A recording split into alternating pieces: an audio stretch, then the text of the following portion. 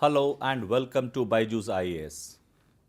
It has been our endeavor at BYJU'S to help and support IAS aspirants at every stage of their preparation.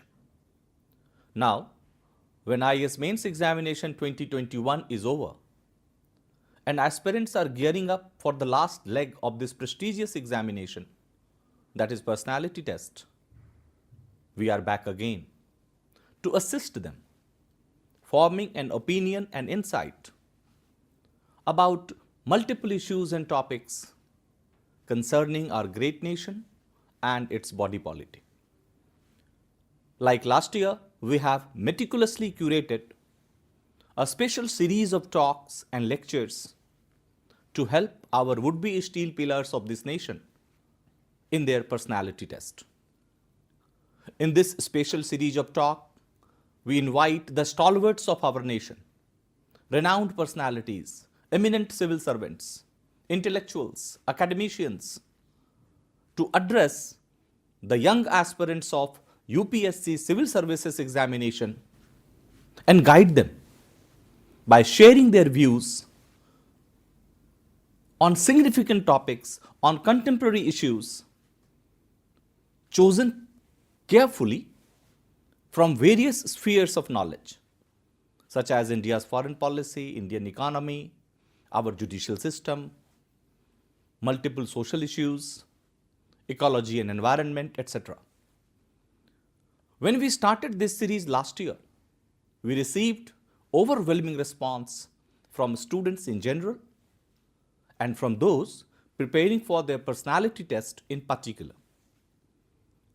It is needless to say that this series will help you to get ready and give finishing touches for the final stage of your IAS journey, that is personality test. And it will provide you with practical insights to maximize your score. In this series, today we are joined by Ambassador Amit Das Gupta, sir, a distinguished civil servant, IFS officer, career diplomat, institution builder, author, educator, and management guru. Das Gupta, sir, was Indian ambassador to Philippines and held various positions in different capacities in various parts of this world. At present, he is associated with world's one of the best universities, University of New South Wales, Sydney, as a strategic advisor. Sir has also authored 2 books. Welcome to BYJU'S IAS, sir. We are really honored and privileged to have you in our series. Great pleasure. Great pleasure. Thank you. Thank you, sir. Sir, the first thing that I would like to ask, we expect that this would be a very important question for those who are appearing for their personality test. The kind of diplomacy we are seeing today and the kind of diplomacy that was being practiced in 60s and 70s, we are seeing different types of problems starting from ecology, environment, climate change, territorial expansion. What are the new challenges that you see emerging for the upcoming bureaucrats or for upcoming foreign service officers? I think that's a great question, Dr. Jha, and quite frankly, we could have an entire session on this. But if I were to highlight just a couple of points, purely to give you a flavor of the new challenges that would confront the young diplomats who would be joining and through their career.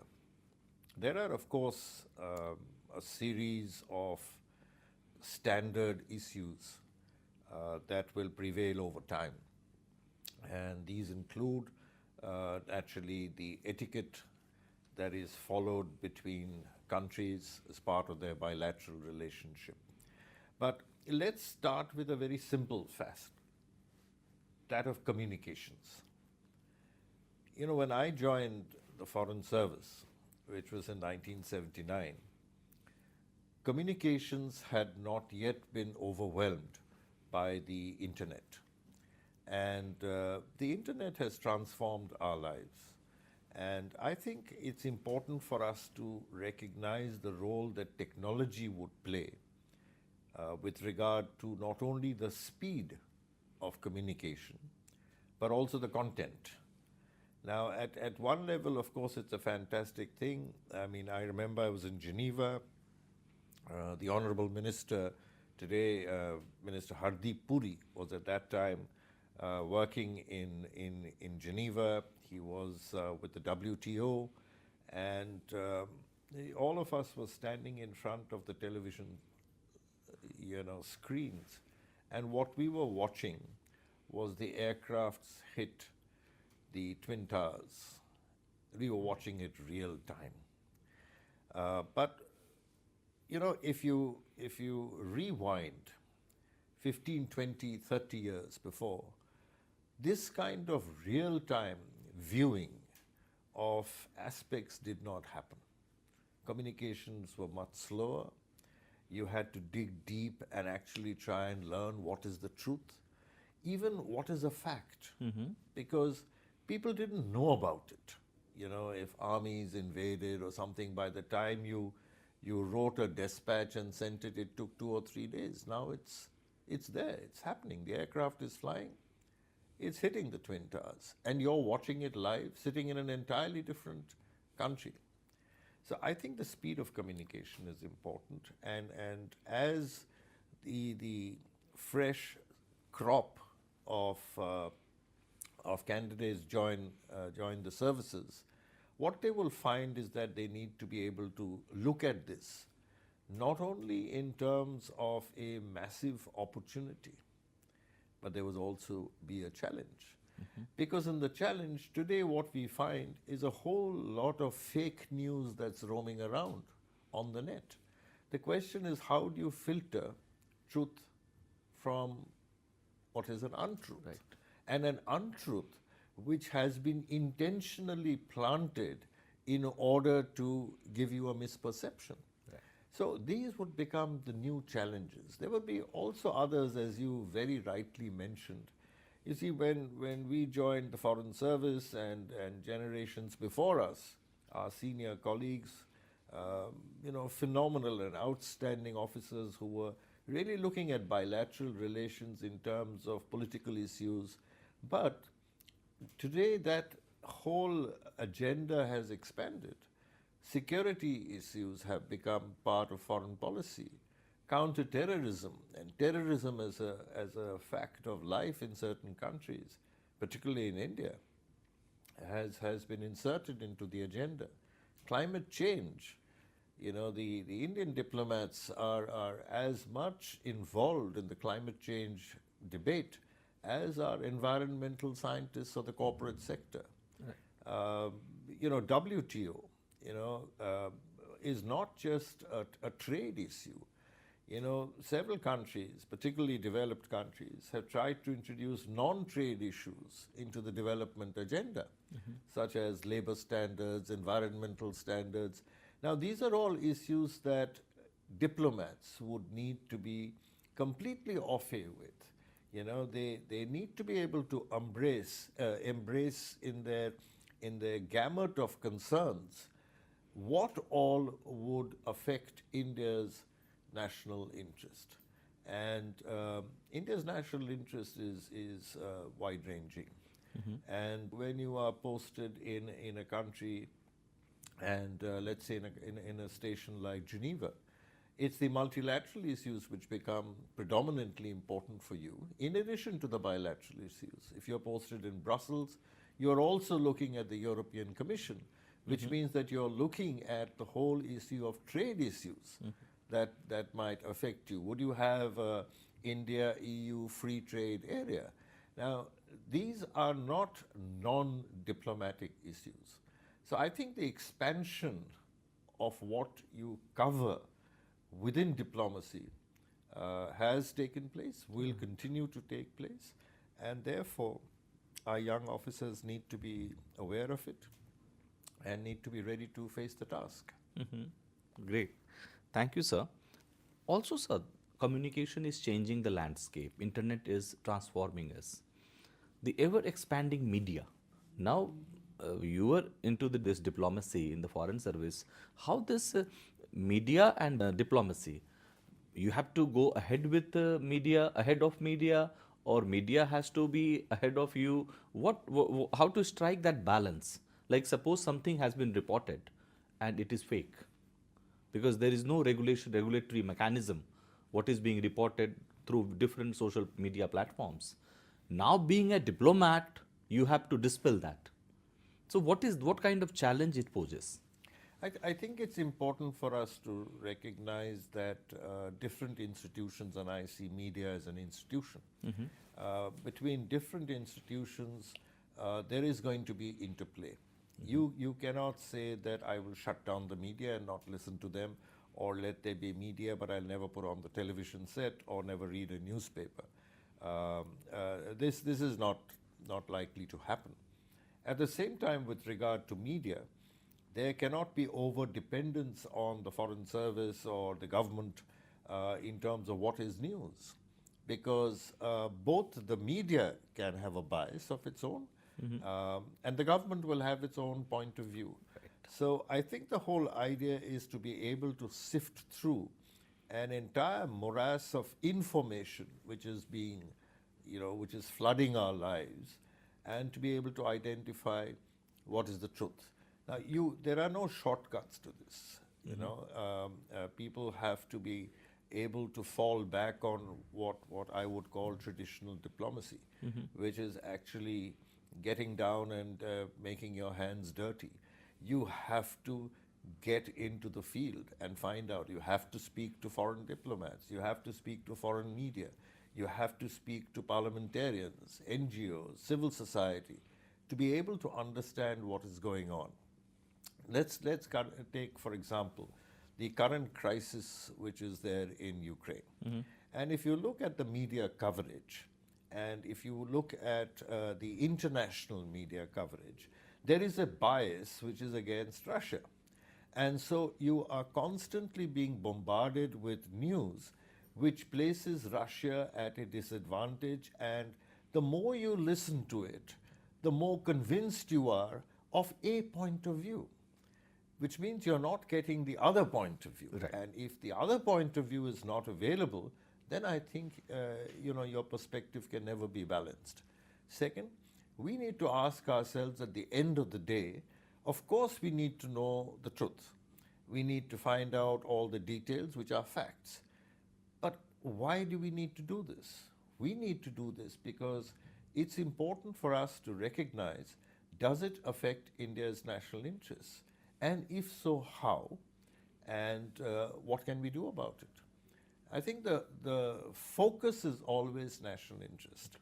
And in the process, you may find, for example, I do know there was a lot of negative reportage during the early period of the second wave of the pandemic in India. And Indian media reported about it in a very negative light. A lot of unhappiness had happened. People lost friends and family.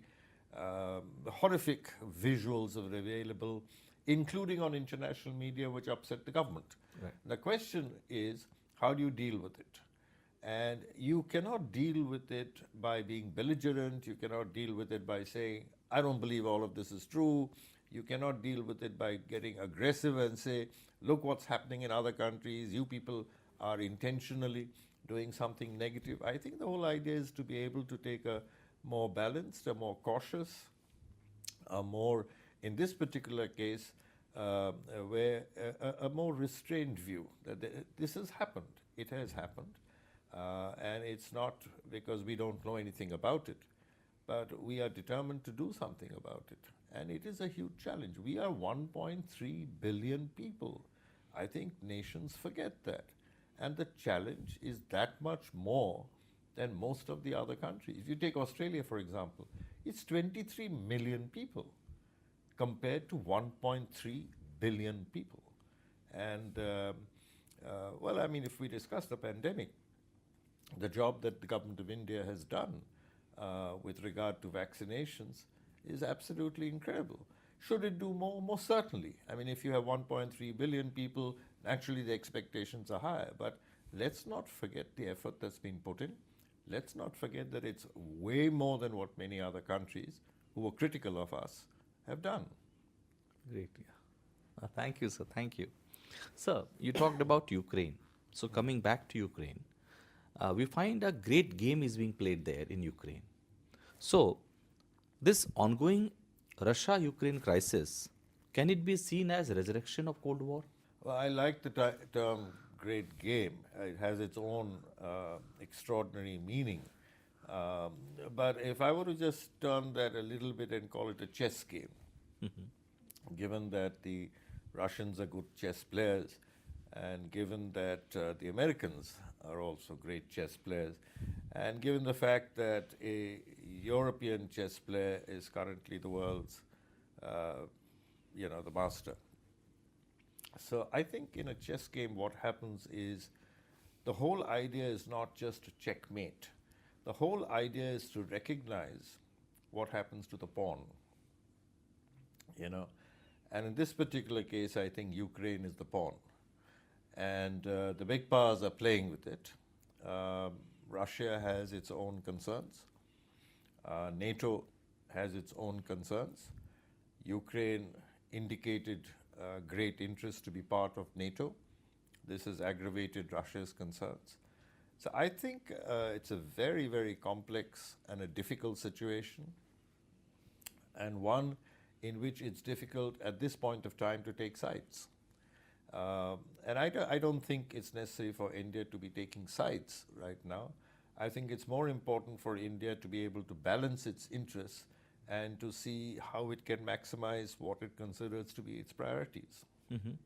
So means this game or chess game between superpowers that was already on, and you can see this as a you can say a stopover, a milestone there. It will continue. So Cold War was already there, and it may aggravate the situation between the two superpowers. One of the biggest fallouts of the Cold War, that is the Soviet Union, and you had the United States and its allies, was the creation of NATO and the creation of Warsaw Pact. Now, if NATO's raison d'etre, the reason for its existence is the Soviet Union, and the Soviet Union breaks up and collapses, then to my mind, it removes the reason for NATO's existence. But NATO not only continued to exist, it continued to expand. And in the expansion of NATO, today 30 countries, the sole objective continues to be Russia. And Warsaw Pact is dissolved. Russia now faces 30 countries who continue to see it as an enemy. Most certainly it would have concerns. And Ukraine joining NATO would only aggravate this because the borders are adjoining. If you nuclearize Ukraine, where are you going to fire those rockets into? So the enemy continues to be Russia as far as NATO is concerned. And Russia doesn't see itself as an enemy.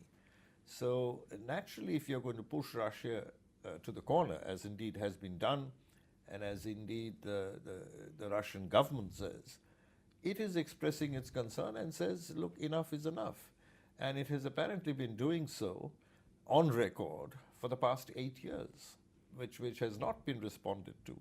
I mean, you have in Ukraine, not once, but twice, a pro-Russian government, a pro-Moscow government, which has been overthrown by the West and replaced by a government friendly to the West and anti-Moscow. You have Lindsey Graham, who is a US lawmaker who gives an open call for the assassination of Mr. Putin. Now, is all of this acceptable to, I mean, is this diplomacy? So I think, rather than very hastily assessing the situation and saying that NATO is right, or that Moscow is wrong, or that Moscow is right and NATO is wrong, I think we need to be a little cautious, see that there is a problem, And the problem is not really going to be solved by taking sides. The problem, as the government of India has said, is that it is necessary for us to have calm heads, and it's necessary to be able to sit at the table and talk diplomacy. And talking diplomacy means both sides say, look, this is our Lakshman Rekha. I mean, this is our problem. We don't want you to cross the Lakshman Rekha. And once you put this down, please also recognize in the whole process, Ukraine is the pawn. It's not an anti-Ukraine or a pro-Ukraine action that's being taken. It's that Ukraine is in the wrong place at the wrong time, but geography doesn't allow you to shift your physical location. You're frozen where you are, and you're just adjoining Russia. Thank you, sir. Thank you for this enlightening view. Now, sir, in Ukraine itself, there are hundreds or thousands of Indian students who are there stranded. Government is trying to rescue or transport them back to India. But students, there are reports. They have also complained of discrimination, that is racial discrimination. And if I have to extrapolate this argument, there are several reports that, of course, there is a problem of, if I say refugee problem. The first question is with regards to that racist angle against Indian students stranded there. And second, with regards to refugee issue, people are calling it discrimination on the basis of color of the skin, white refugee, non-white refugee, and response by the West towards the white refugees vis-a-vis non-white refugees. So, sir, I would like to have your take on that ethnic issue or ethnic or racism issue raised by Indian students. You know, Jha Sahab, there is one of the great elements of foreign policy, of diplomacy, is compassion. It's you can't be. Humaneness is a very important part of diplomacy, and by diplomacy we are talking about the relationship that exists between governments. And at the end of the day, if we talk in terms of our countries being democratic, and I'm not talking about Russia right now, I mean people who are stranded and people migrating, we're talking about democratic governance.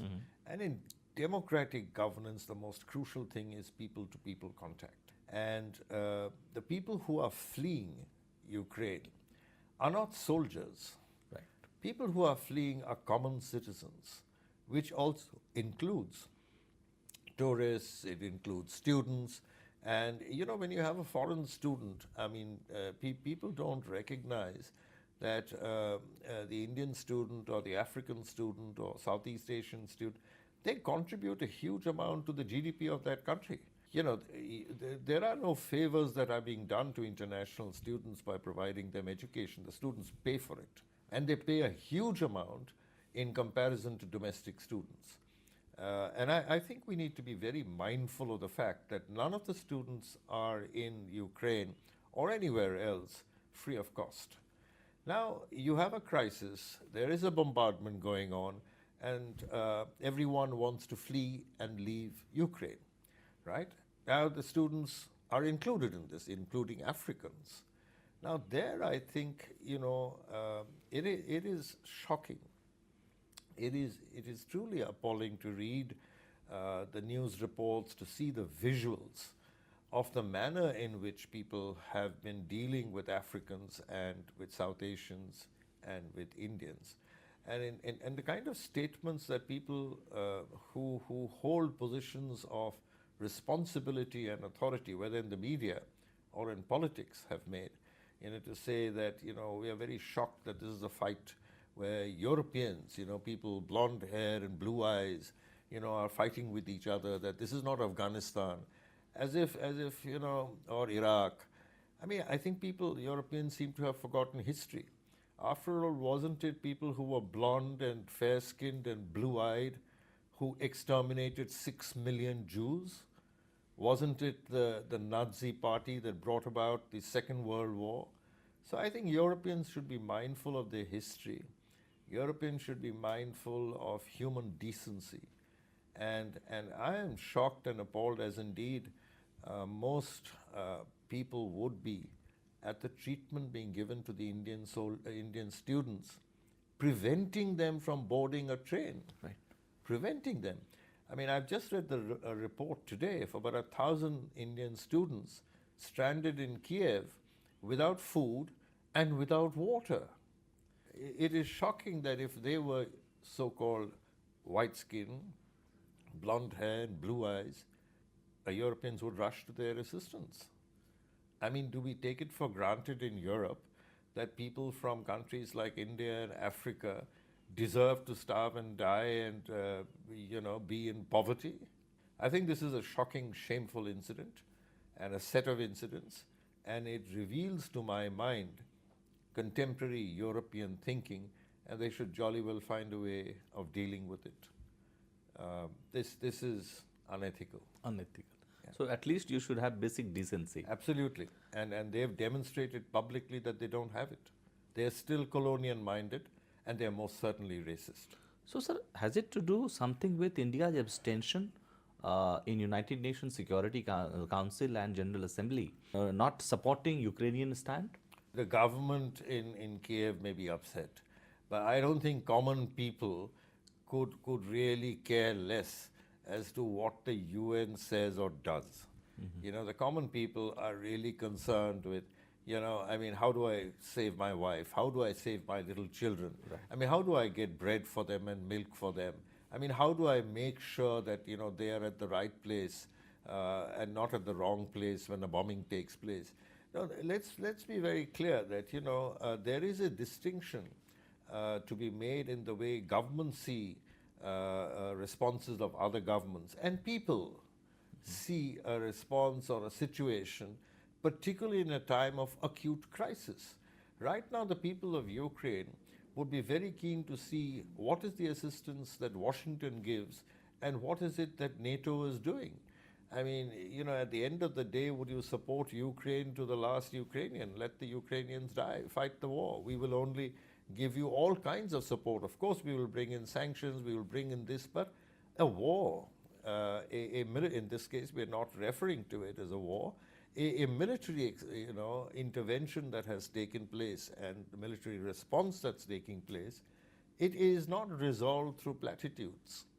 And people are actually fighting and dying, right, real time. And what they don't want to know is what's going to happen a month later. Right. I want to know, is my wife going to be safe just now? Is my 6-year-old daughter going to be safe? It's just now. The immediate is what concerns me, not something which is there in some esoteric future. So I don't think the Ukrainians are bothered about the position that India in particular have taken, because their real concern is on the position Europeans take. Right. And the Americans take. I also believe that the position taken by India is not anti-Ukraine. Right. So there is no reason for them. And to use this to ill-treat another human being who was caught in the war and caught in the skirmish and the incidents, and not allow the students to board a train to go to safety, I think that should be internationally unacceptable. Thank you, sir. Thank you, sir. Now, sir, let us come back to Ukraine-Russian crisis. We find that historical memory plays a very big role in today's military posturing and how to further a country's strategic interest. What are your views on the impact of history has on today's geopolitics, particularly in the light of Russian-Ukrainian crisis? Well, I mean, geography sometimes makes history, by which I mean that, the physical location geographically of countries impact history, and beyond doubt will impact the way history unfolds into contemporary times and beyond. India and Pakistan, for example, their geographies cannot be changed, in the sense that we cannot hope that Pakistan will suddenly drift away and move into the Atlantic Ocean. It doesn't happen. It is physically going to be there. And there is a historical legacy created by geography. And we've seen the behavior of countries like, of a country like Pakistan over not 1 year, 2 years, 5 years, 10 years, but over 70 plus years. The same thing is when you look at Ukraine and you look at Russia, I don't think there's a difference if you were to look at the relationship between the United States and Mexico. I mean, as far as Russia is concerned, Ukraine was very much a part of the Soviet Union. And okay, it moves away, and today it wants to be part of NATO. And not only does it want to be part of NATO, it will then subscribe to what NATO does. And one of the most critical articles of NATO is that if a NATO member state were to be attacked by any country, the entire weight of NATO would then be used against that country. So you have 30 members in NATO. You will have Ukraine keen to join NATO.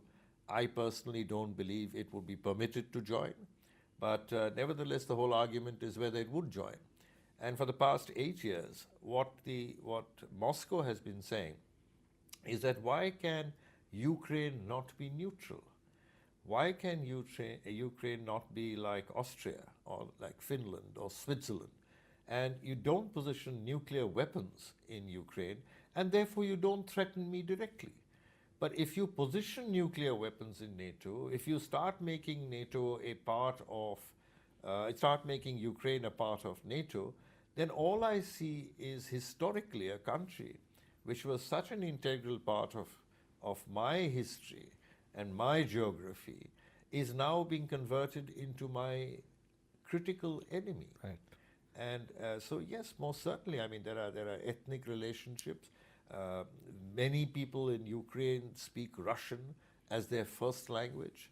I think these things can't be denied. The fact that they speak Russian doesn't automatically make them a part of Russia. You know, I mean, many people in India speak Bengali. It doesn't make them part of Bangladesh. And we have respect for each other. So, but I think when a country like Ukraine, despite its history, now decides that it wants to be part of the future of something entirely different, Russia has not objected to that.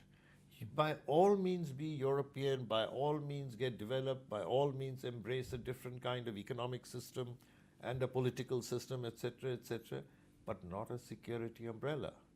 I think that was the critical point, and it was they saw it as a existential threat, and that's important. Thank you, sir. Yeah. Now, sir, apart from military hardware and hard powers, there is a concept of soft power as well. So, how the Ukrainian president or Ukrainian government can use soft power to effectively counter the existential crisis that Ukraine is facing today? Well, Use of soft power, actually. Yeah, you know, that's a fascinating question, and you know, soft power. Many countries used it without realizing that it was actually a instrument of foreign policy, you know, and that it could be cultivated to make it a stronger instrument, etc., etc.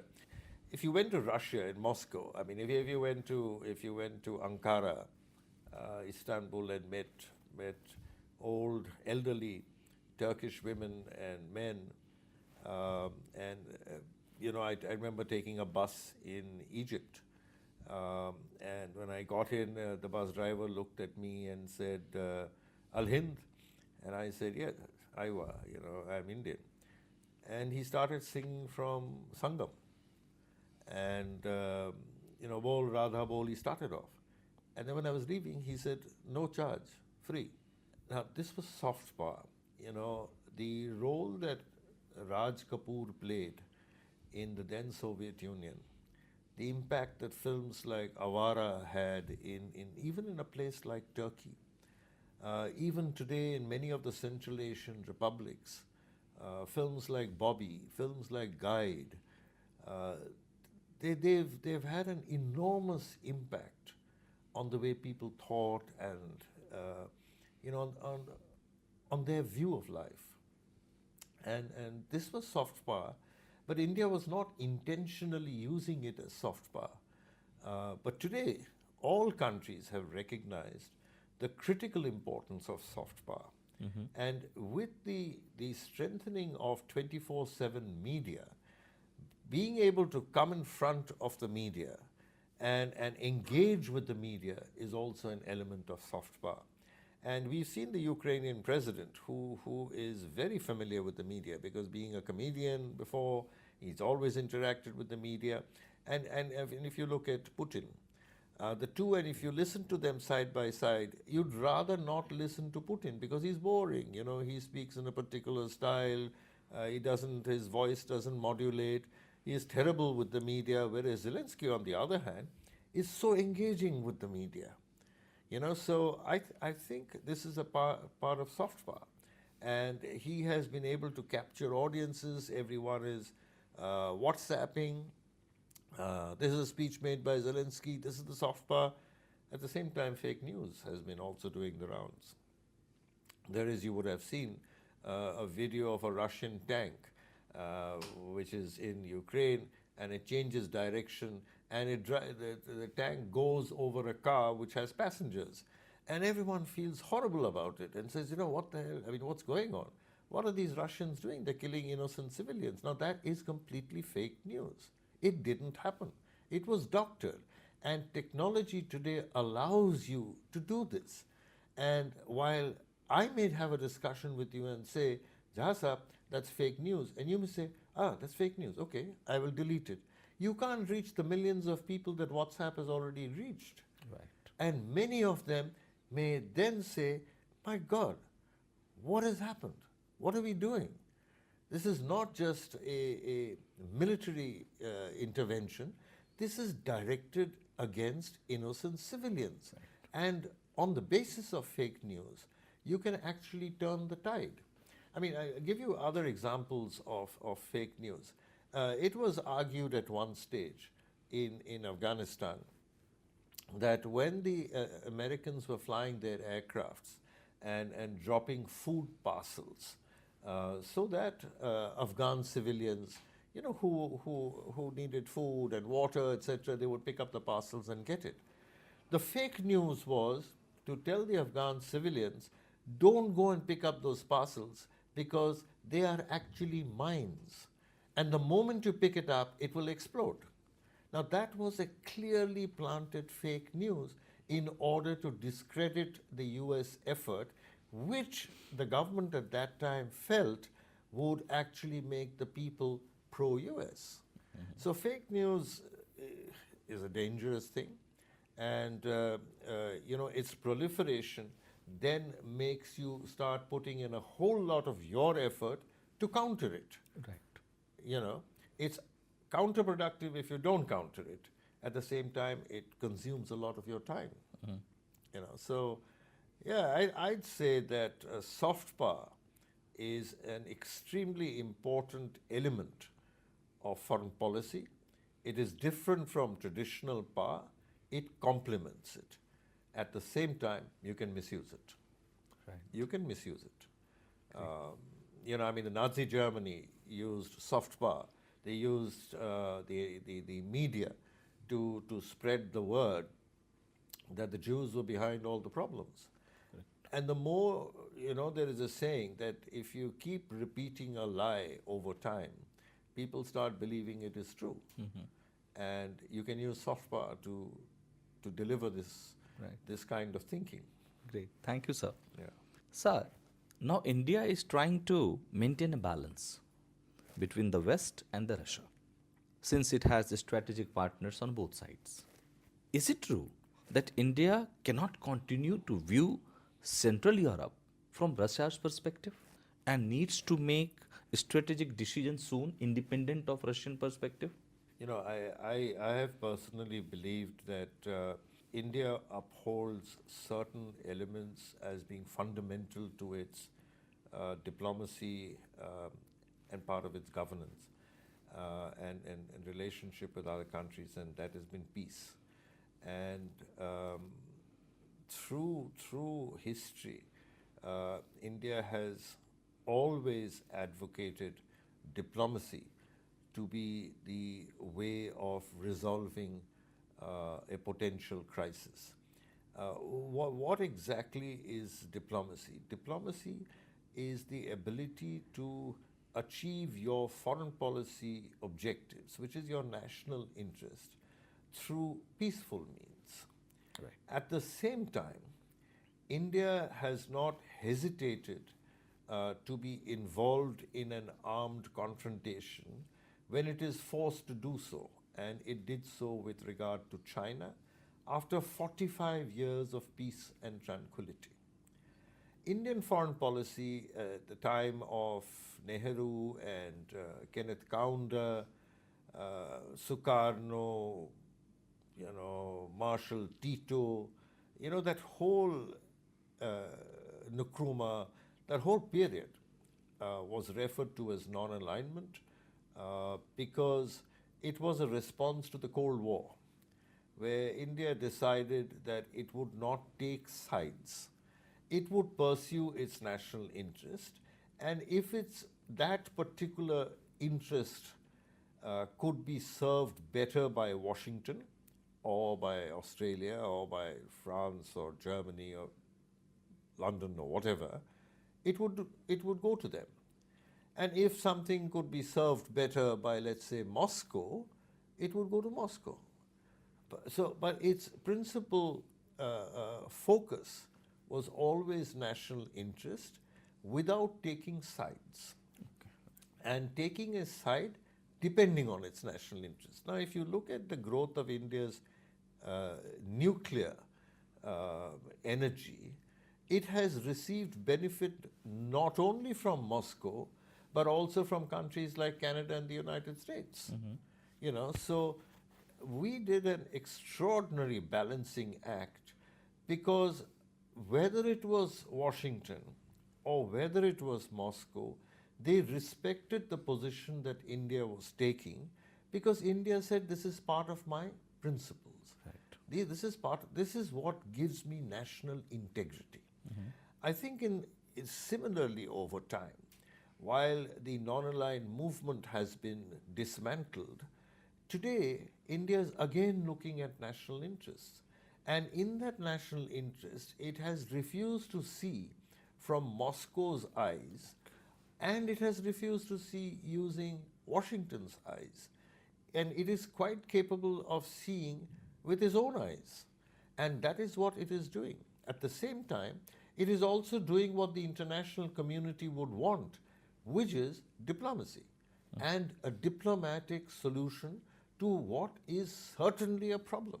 Now, I think there is clear understanding of this, but there is also, as far as NATO, etc. are concerned, and I can be wrong in this, but I doubt very much, but I don't think Ukraine can continue to hold out beyond a point. I mean, it is taking on Russia, which is supremely more armed than they are, supremely large number of soldiers, with far greater sophistication. It has dragged on a little longer than Moscow probably anticipated, but I do see Kiev falling. And militarily, I do see Kiev falling. Now the question is, it's not, Moscow has always said that we are willing to talk. We have had rounds of discussion between Moscow and Kiev. But at the end of the day, the solution that needs to be found is not a solution that pleases NATO and Washington. It has to be a solution that pleases Kiev at the end of the day. But the pressure that is being put is for a solution that pleases NATO and Washington. Now, if you accept that, you are accepting that NATO and Washington are players in the game. Whereas it is actually a disagreement on very core and basic issues between Moscow and Kiev. So I really think that India has a role to play. It is playing that role. Many other countries are also attempting to play the role. Some may play it better than. It's most certainly not going to be Washington which is going to broker the negotiation, because these are countries, it can't be Germany, it can't be France, beyond a point. Macron has a good relationship with Putin. He's trying his best. But we've read the news today, haven't we? Where we're talking about Tel Aviv trying to broker a peace talk between Moscow and Kiev. So there will be countries that Moscow trusts, because at the end of the day, who is going to play a role? A country which is mutually acceptable. And I think India is very much acceptable by everybody. And at least the two principal parties to the current situation, which is Moscow and Kiev, is most certainly not NATO and Washington. Sir, thank you, sir. But at the same time, Russian invasion on Ukraine or military operation in Ukraine is because of the threat that Russia perceives to its core values and core concern. But it is also a fact, sir, that after disintegration of USSR, Ukraine and other nuclear states, Belarus or Kazakhstan, they abandoned the possession of nuclear weapons because all these states were guaranteed by Russia, America and UK that their territorial integrity shall be maintained. What happens to that, sir? You see, I think... Because had Ukraine been nuclear state, Russia would not have dared so easily to attack on Ukraine.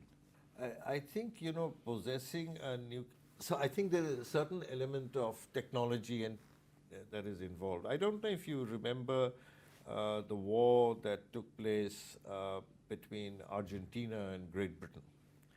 Mm-hmm. Several years ago, there was a conflict which escalated into a military conflict, and an extraordinary thing happened. Mm-hmm. The Argentinians destroyed a British destroyer. And, it sent off shockwaves that how did this happen? It was then discovered that, not that then discovered, people talked at that time about this extraordinary French missile, which was known as the Exocet. And Argentina owned Exocet missiles. And they would have been very much capable of taking out many more British warships.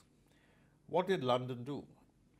London went to Paris, had a conversation with the French authorities to say, you've supplied this Exocet missile, and it has already destroyed one of our destroyers. It has had a huge impact on morale. It's had a huge public diplomacy impact. We want you to tell us what you can do about it. What the French did was, sitting in Paris, they completely deactivated the computer systems of the Exocet missiles, which were located in Argentina. So I think it's important for us to recognize that possession of the nuclear, let's say, missile, does not necessarily give Kiev the ability to use them. Right. Because technologically, you should be in a position to deactivate them. What did the Americans say when they left Afghanistan? They said, yes, we have left a whole lot of weapon systems, etc., behind, and everyone said, my God, these are now in the hands of terrorists and they will use it. And the Americans said, no, we will deactivate them. Mm-hmm. Which means all you have is a very heavy paperweight. Because at the end of the day, they are not utilizable. So the return of those missiles and the non-return of the missiles doesn't guarantee nuclear power or deny nuclear power to Kiev. I think what was important is when the Soviet Union broke up, there was shock and surprise within the Soviet Union. Gorbachev, I think, did recognize that here are countries that are looking for a different way of life. But there was no ill will. I think what has happened is a neutral Ukraine would satisfy Moscow, because that is what it has been asking for such a long time. But over the past 8 years, there has been continued interference to ensure that Ukraine is anti-Moscow. Why would you change two elected governments from pro-Moscow to anti-Moscow? Right. And why would Washington take so much interest in doing so? Correct. So naturally it causes concern and then it causes animosity. And I think it is for Ukraine to take a very hard, calculated decision based on national interest. Is this the game they want to play? Because if this is the game they want to play, then the end result is what Moscow has done. Right. You know? Yes, yes, yes. Thank you, sir. And now coming back to India, sir. India abstained from this United Nations. Now, India has a good relationship with Washington and West. India has historically shared a very good relationship with Russia. So when India abstains from voting, is it simply based on its own national interest, or India is following the principles of non-alignment, or both? No, I think one critical part of national interest is that you tell yourself, does it serve my interest to be on this side, or does it serve my interest to be on that side? And then you tell yourself, it serves my interest most to abstain, because the countries that abstain then have the leverage to be able to say, I've not taken sides, I represent both. Right. And I think it was a very, very well calculated decision by a country that enjoys extraordinarily good relationship and history with Moscow, and extraordinarily good relationship with Washington, which is a growing relationship and will only get stronger over times. So India has maintained, I think, a position where neither side can say, oh, you went and joined the other side. Neither side can say this, and that maintains India's national interests. So great. Thank you, sir, for this such a brilliant and enlightening discussion and sharing your views. Hopefully, it will help our students. But, sir, before we wrap up, what would be your message to the students who, after 1 or 2 months, they will appear in their actual interview or personality test? If they are asked from contentious topics of foreign policy, obviously it requires a huge skill set that only authorities like you can have. A new student cannot be expected of possessing those abilities or features. How to handle such questions if they are posed in a very dilemmatic condition? No, I think, if you have an interest in matters related to foreign policy, and I think what one is seeing among the young people of today, which was not part of my generation at all, but the young people of today are far better informed. And we can say it's because of the internet, we can say, and it may be true. But I think the whole idea is to have a much broader base in terms of what you would, what you know. And for that, the internet is a very powerful instrument. Most certainly you will find certain discussions which are on one side rather than on the other side. But the more you read, the more you listen, and there are fantastic talks which are available, podcasts which are available. I think this expansion through information and through critical reviews and opinions is extraordinary, and it's a very good. I mean, I don't know if people have watched this absolutely shocking news clip which is doing the rounds of a major Indian television station, where the television anchor, and I will not mention the station, is interviewing two international experts, and then starts shouting at one of them. And then the other international expert says, why are you shouting at me? I haven't said a word. And then this anchor says, I'm not shouting at you, I'm shouting at the other person. So then the person says, if you're shouting at the other person, why are you calling him by my name? And, then this anchor says, look, I'm so sorry, I didn't know that the names got mixed up. And there is an interview which is now doing the rounds of another television anchor of India, speaking to the second person who was wrongly attacked. And if you listen to that interview, it's a fantastic elaboration on the history of Ukraine, the history of Russia, and you get to actually listen to many sides of the same problem. And I think problems can be a response is more informed if you know all sides to it. And at the end of the day, also recognize that you might still not know the full picture. Right. So the hunger for knowledge, which is, I think, something that you are trying to inculcate in young people, I think the hunger for knowledge is the most critical thing, rather than taking hardcore positions when we still don't know enough. Right. Yeah. Yeah, sir, and thank you so very much, because the way you unraveled the other aspect of this ongoing Ukrainian-Russian crisis, because as you rightly said, because of fake news, planted news, entire scenario is being created as if something Russia is doing something which is utterly unacceptable and gross violation of international treaties and other agreements. But at the same time, you showed another picture that after this disintegration of USSR, first NATO should have ceased to exist. But it is not only existing; it is expanding itself. So looking at both sides is very important to have a holistic perspective about any or such complex issues. Thank you so very much, sir. Yeah, Dr. Jha, if I may take your permission Sir, to please. say one more small thing. We keep hearing all the time that the greatest existential threat to the existing world order is China. Right. And that it is a matter of enormous concern to the Western countries, to China's neighbors, including countries like Australia, which are not adjacent to China. I'm not including India, because India sees China as a huge threat, and with good reason. So if the West has accepted that China has aggressive hegemonic intentions, is it not surprising that all the eggs have been put into the Russia basket? Right.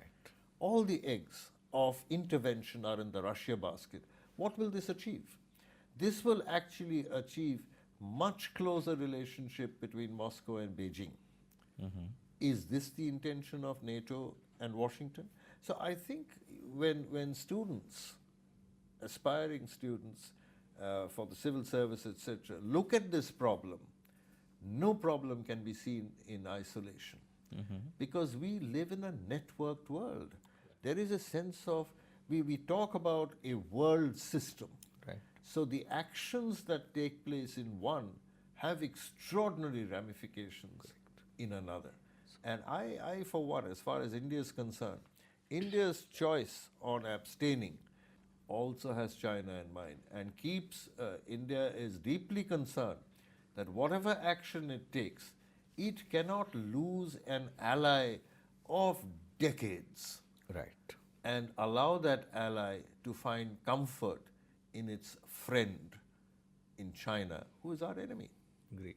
Who is our enemy? Thank you, sir. Yeah. Thank you so very much, sir, for sharing your views, and hopefully this will answer most of the complex issues from the contemporary world, and it will be equally helpful for the students for their personality test. Thank you so very much. Thank you.